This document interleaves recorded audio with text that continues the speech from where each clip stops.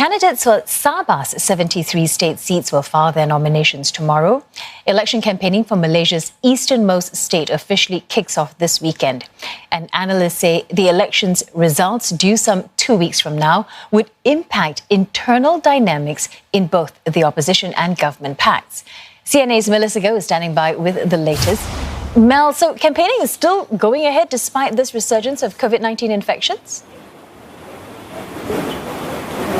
Yes, indeed, Glenda. That's because authorities think that the spread is confined to the prison in Tawau and the lockup in Lahad Datu along the east coast of Sabah, and it's not widespread. And also, besides, there's SOPs in place for the previous by-elections and this state elections as well. The health authorities are putting in place new norm. All voters must put on their masks, and also they must sanitize their hands before dipping their fingers into the indelible ink and so on. There's also social distancing rules all round. So judging from the previous two by-elections, everything's well. There's no sudden surge post by-elections, so let's see how it pans out. But right now, certainly the state polls is scheduled on September 26th, and polling and nomination is tomorrow.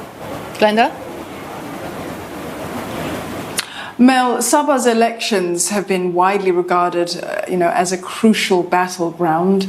Some observers even saying that it could make or break premiership hopes. Tell us more about that.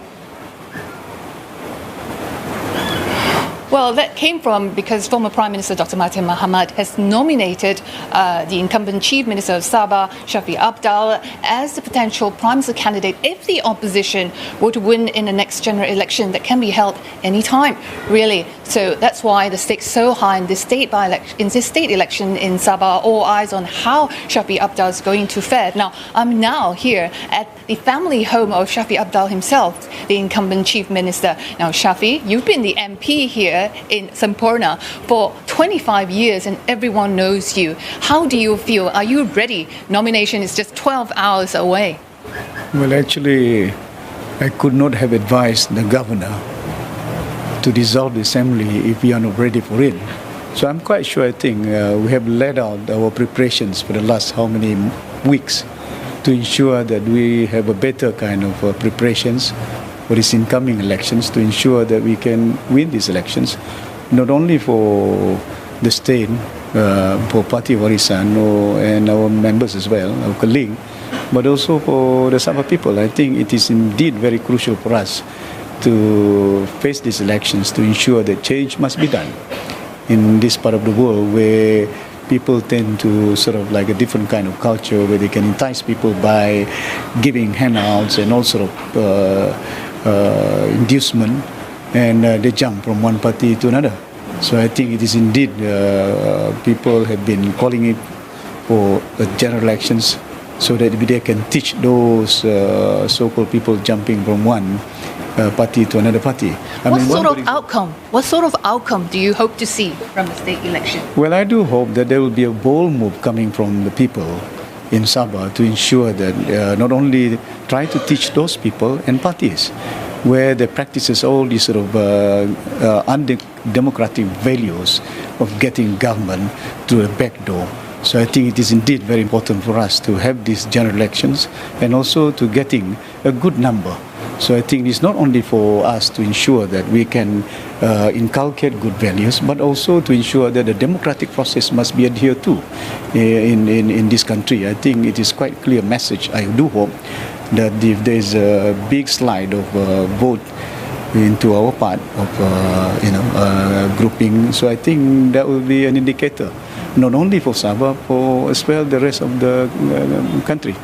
So you're hoping for a solid win, a 2/3 majority. In fact, you were telling me earlier. Now, Bong Mokhtar, who is MP of Kinabatangan, he's leading UMNO, the former ruling party, Barisan Nasional charge here in Sabah. He's also quietly confident. He said he's not to be underestimated. Let's listen in to what he had to say earlier.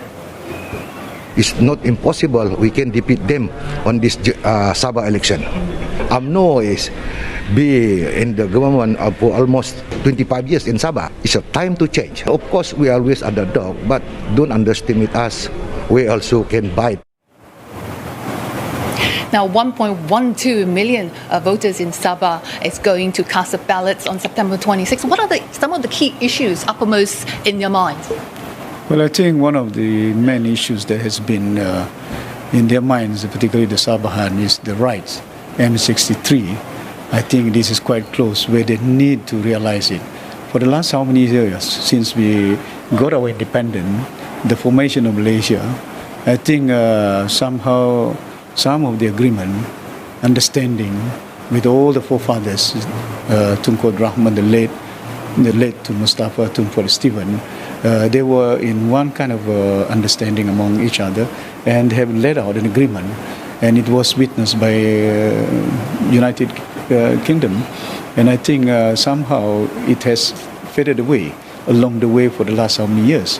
Some of the agreement has been is no longer there, so I think that is one of the reasons why, when I look at it, it's close to their heart. So when we took over the power less than 2 years, no other government, be it ASNO, be it Berjaya, be it PBS, be it UMNO, have ever realized what we have achieved for the last short period of time, 2 years, getting out of the 21 agreement that was signed in 1960s. Now it is back, almost 17 of it we had agreed upon by the former Prime Minister Tun Mahathir. So this is something that is close to the heart people here of the in people. Sabah. But also, not only that, but also balanced development. And how can Sabah be known as the richest state in the country, but you have the poorest people here? And you have seen the infrastructure, you name it, whether it is water, electricity, and schools as well, and also medical facilities are not here. So the bread and butter issues and also COVID-19. Now, there's been 167 new cases reported here. All these are playing out in this next 2 weeks as campaigning kicks off officially after nomination. And it's going to be fiercely fought. All eyes on the by-election, on the election campaigning. Back to you, Glenda. Certainly will be. Melissa, thank you very much for that. Melissa Go there, coming to us live from Sampurna, Sabah.